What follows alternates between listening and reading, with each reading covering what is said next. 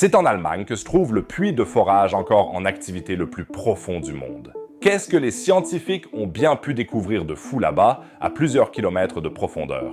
Et quel est le rapport avec le forage de Kola en Russie? Nous allons examiner cela de très près aujourd'hui, alors commençons tout de suite.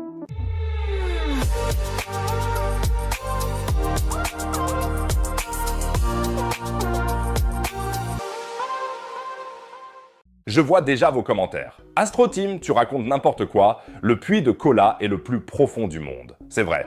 Sur la péninsule de Kola, en Russie, on a foré de 1970 à 1992 et atteint une profondeur impressionnante de 12 262 mètres. Après l'effondrement de l'Union soviétique, le site a été abandonné et est en ruine depuis. Les rapports sur YouTube qui prétendent montrer les enregistrements originaux des cris d'âmes perdues provenant de Kola Lok sont, soit dit en passant, des absurdités. Le fait est que le forage de Kola n'est plus utilisé activement depuis longtemps. Et c'est donc en Allemagne que se trouve le forage le plus profond encore en activité au monde. Plus précisément à Windig-Eschenbach, une petite ville tranquille de Bavière dans le sud de l'Allemagne, entourée de collines, de prairies et de champs. Pas vraiment le premier endroit auquel on associe l'un des projets scientifiques les plus spectaculaires de l'histoire allemande. Et pourtant, une tour de forage en acier de 83 mètres de haut s'élève ici vers le ciel visible de loin et raconte en silence ce qui s'est passé ici entre 1987 et 1995. À savoir le programme de forage profond continental de la République fédérale d'Allemagne, ou KTB, le premier grand projet de recherche fondamentale de ce type en Allemagne, financé à hauteur de pas moins de 300 millions d'euros. La République fédérale a littéralement investi des centaines de millions dans un trou. Et d'un point de vue scientifique, cela en a vraiment valu la peine. D'ailleurs, c'est pareil pour un abonnement à cette chaîne. N'hésitez pas à me suivre maintenant pour être toujours informé des nouvelles découvertes scientifiques. Alors, procédons étape par étape. Pourquoi forer aussi profondément, au juste? C'est très simple. La croûte terrestre sous nos pieds reste en réalité une immense terra incognita. Les satellites peuvent nous en dire long sur les galaxies lointaines, mais l'intérieur de notre planète était et reste à bien des égards un mystère. Les mesures sismiques à la surface fournissent certes des indices, mais pour obtenir des échantillons de roches provenant directement des profondeurs, des mesures réelles de température, des valeurs de pression et des analyses chimiques au plus profond de la roche, il faut forer. Le forage scientifique est en quelque sorte notre télescope vers l'intérieur de la Terre. Le site a également été choisi pour une raison astucieuse. Dans le Haut-Palatinat, la température critique de 300 degrés n'est attendue qu'à environ 12 km de profondeur. 5 km plus bas que, par exemple, dans la Forêt Noire, qui était en lice comme site alternatif. Et c'est déterminant. Car l'électronique de mesure sensible ne fonctionne que jusqu'à cette limite de température. Plus on peut forer en profondeur à température constante, plus on en apprend. De plus, Windig-Eschenbach présentait un intérêt géologique particulier. C'est une zone de frontière tectonique entre d'anciennes plaques continentales. Ici, les traces de plusieurs collisions de blocs continentaux, datant d'il y a environ 300 à 400 millions d'années, sont figées dans la roche. Une archive géologique hors du commun. Entre 1987 et 1989, un forage préliminaire a d'abord été réalisé jusqu'à 4 km de profondeur, comme on dit, entièrement sous forme de carottage, c'est-à-dire avec prélèvement d'échantillons de roche tout au long de la descente. À partir de septembre 1990, à 200 mètres de là, le forage principal a alors commencé. Et ce fut un véritable tour de force technique. Le train de tige, composé de tiges de 40 mètres de long, a été assemblé de manière semi-automatique. Pour minimiser l'usure, seule la partie avant de la tête de forage tournait, entraînée par un fluide de forage sous pression extrême. La tête de forage a dû être changée environ 500 fois.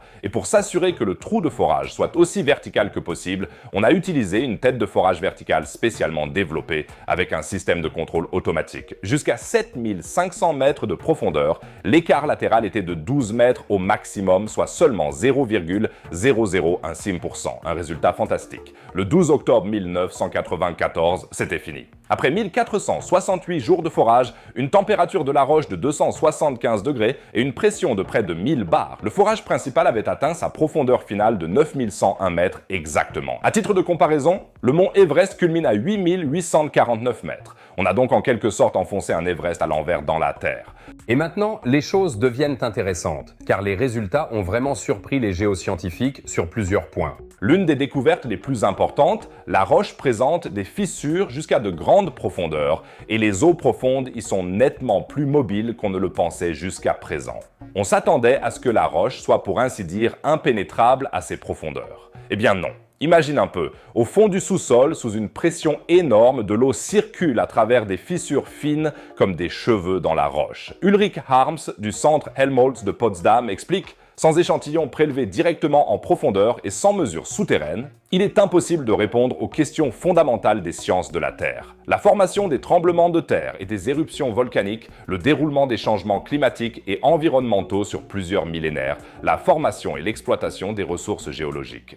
Et cette situation inattendue d'une eau profonde mobile a d'ailleurs des conséquences directes sur quelque chose de très concret, la planification des dépôts profonds pour les déchets radioactifs. Si l'eau circule plus profondément dans la roche qu'on ne le pensait, cela doit être pris en compte dans le choix du site. Le KTB a donc fourni ici des connaissances non seulement académiques, mais aussi pertinentes pour la société. Une autre grande surprise a été le champ magnétique. Dès le forage préliminaire, les appareils de mesure ont enregistré une augmentation anormalement forte du champ magnétique que personne n'avait prévu. Cette augmentation s'est avérée être la conséquence d'une zone profondément enfouie, jusqu'alors totalement inconnue et fortement magnétisée, qui a effectivement été forée directement lors du forage principal. Le gradient de température était également plus élevé que prévu, ce qui a finalement empêché d'atteindre la profondeur initialement visée de 12 km.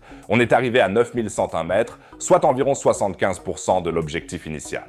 Et puis, il y a aussi les innovations technologiques. Les technologies de forage et de surveillance développées dans le cadre du programme KTB sont aujourd'hui considérées comme la norme pour les forages de recherche et d'exploration dans le monde entier. Les techniques de forage dirigé, l'automatisation du train de tige, les nouvelles techniques de mesure sismique. Tout cela a vu le jour ici, dans la province bavaroise, où il a été perfectionné de manière décisive. La création du Centre allemand de recherche géologique, GFZ, en 1992 et du Programme international de forage continental, ICDP, en 1996 sont également des conséquences directes du programme KTB. Aujourd'hui, les deux puits sont remplis de fluides de formation et d'eau. Une sonde s'y est malheureusement perdue et repose tout au fond du puits.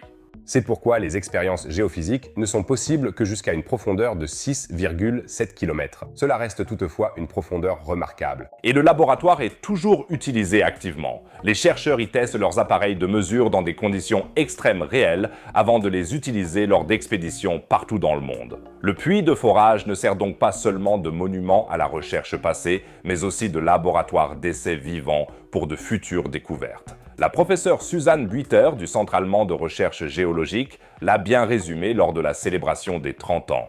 La KTB a laissé derrière elle des réalisations qui s'étendent loin dans l'avenir et qui marquent encore aujourd'hui la recherche en sciences de la Terre. Le centre géologique sur le site gère d'ailleurs un centre éducatif ouvert au public. Et la tour de forage de 83 mètres de haut est toujours accessible gratuitement.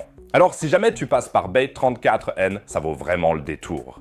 D'ailleurs, de nombreux projets de forage profond sont en cours dans le monde, coordonnés par le Programme international de forage scientifique continental. En Islande, par exemple, des chercheurs forent à plusieurs kilomètres de profondeur pour l'Iceland Deep Drilling Project, afin d'exploiter des roches brûlantes, voire du magma, pour découvrir de nouvelles sources d'énergie. En Italie, le projet Campi Flegrei Deep Drilling est prévu afin de mieux comprendre les processus des supervolcans, tandis que des projets en Finlande, en Grèce ou en République tchèque étudient spécifiquement les gaz sismiques provenant de l'intérieur de la Terre ou la structure de la croûte terrestre.